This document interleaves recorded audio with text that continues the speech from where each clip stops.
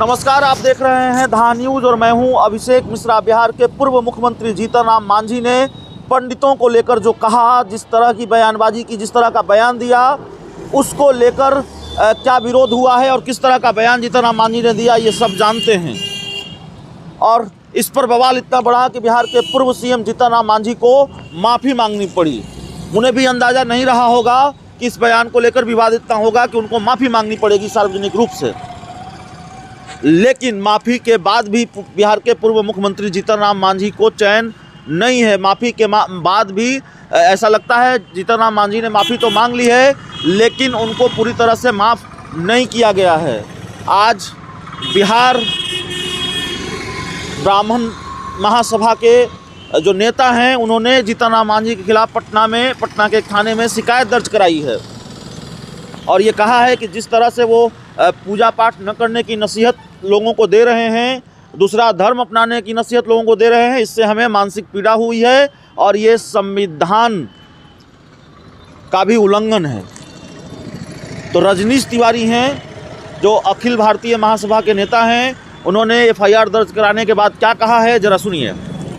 पिछले दिनों आपने देखा होगा कि जिस प्रकार से जीतन राम मांझी जी अशोभनीय बयान दिए हैं, जो कहीं से शोभा नहीं देता है। राजनीति में लोगों की शुचिता और मर्यादा का ख्याल रखना चाहिए। एक वरिष्ठ नेता हैं और बिहार के पूर्व मुख्यमंत्री रहे हैं, उनके मुखारविंद से इस प्रकार के ब्राह्मणों के लिए जब गाली निकलता है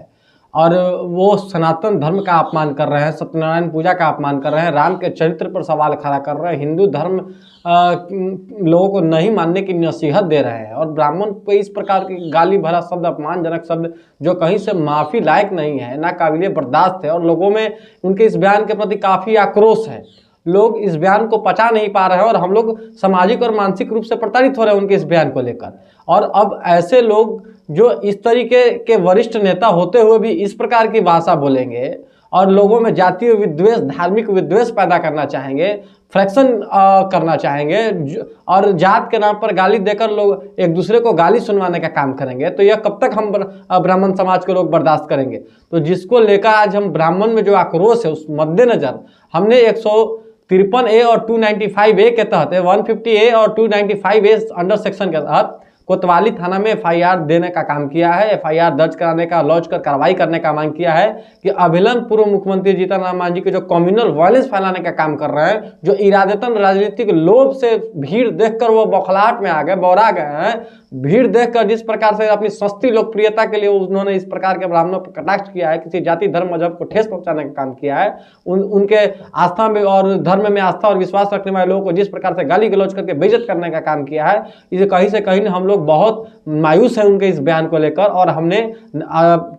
प्रशासन के पास जाने का निर्णय लिया है। प्रशासन से उचित कार्रवाई का गुहार लगाया है और प्रशासन से मेरी मांग है कि अविलंब जीतन राम मांझी पर कार्रवाई हो। बगैर कार्रवाई के यह आगे बुझने वाली नहीं है, रुकने वाली नहीं है और हम लोग अगर एफआईआर दर्ज करके कार्रवाई नहीं होता है तो हम लोग जीतन राम मांझी के आवास के बाहर बैठेंगे, मुख्यमंत्री के आवास के बाहर बैठेंगे, सड़क जाम करेंगे, रेल जाम करेंगे, रोड जाम करेंगे। ब्राह्मणों की प्रतिष्ठा बार बार जो धूमिल किया जा रहा है राजनीतिक नेताओं के द्वारा, वह अब बर्दाश्त नहीं करेंगे।